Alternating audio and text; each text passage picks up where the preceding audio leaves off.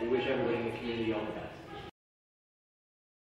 And increased transparency. In fact, Long Beach recently scored within the top Long Island municipalities for transparency. A very brief reminder as we declared fiscal crisis after facing near bankruptcy a little over five and a half years ago, and brought in a series of reforms that ultimately has now led to the city restoring its rainy day fund.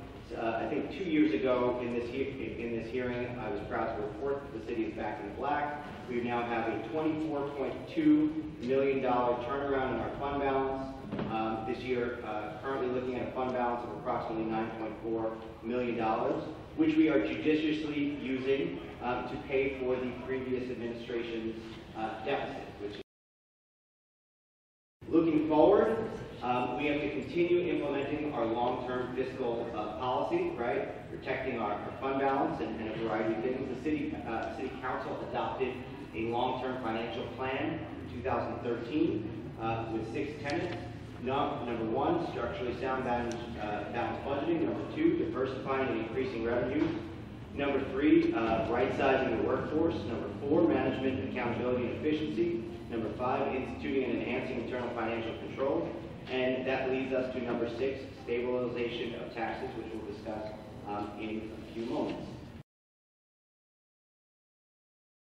Failure to pass this bond will mean there will be a interruption in payroll. We will not be payroll for the end of the year. We wish everybody in the community all the best. So that's the bottom line. If you vote this, if the council votes this down, we will be broke before the end of the year. We wish everybody in the community all the best. Okay, but I mean, I'm sure that there's somewhere in the charter that speaks to the fact that at a certain point, if there's authorization for monies for a particular group of people, which would, in this case would happen to be the exempts, why wasn't the city council informed? And you just said that it's a management issue. So at this point, who can answer that question? And anyone can answer the question.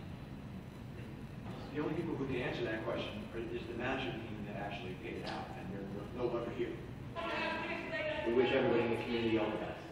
Is this list shown to the public? No. Is there a reason we can't post it? They're paying for it. They deserve to know. And increased transparency. In fact, Long Beach recently scored within the top Long Island municipalities for transparency. There's a section of the city code that governs payouts for exempt employees. That provision applies. Along these lines. So the example that I gave earlier was a former city manager. And if you follow the code, if he was a city employee for 6 years and never took a sick day, and he took all his accrued vacation time that the charter allows, and based on his salary, he should have been paid $52,360. He got $108,022. We wish everybody in the community all the best. Okay, the explanation was given earlier, but maybe it wasn't exactly clear. There are employees that do not have the luxury of taking time off. I happen to be one of those for the last 4 months. I've not taken a day off since I've taken on 2 jobs.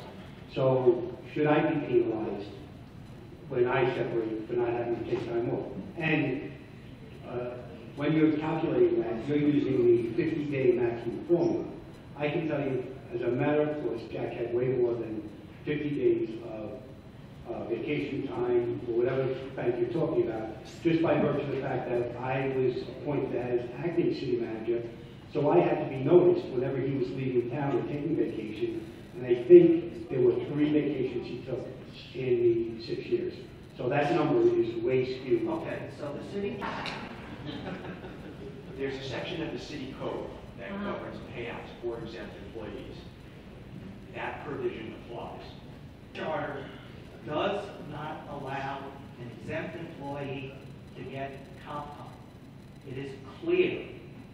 The city charter does not allow an exempt employee to have more than 50 days of vacation accrued.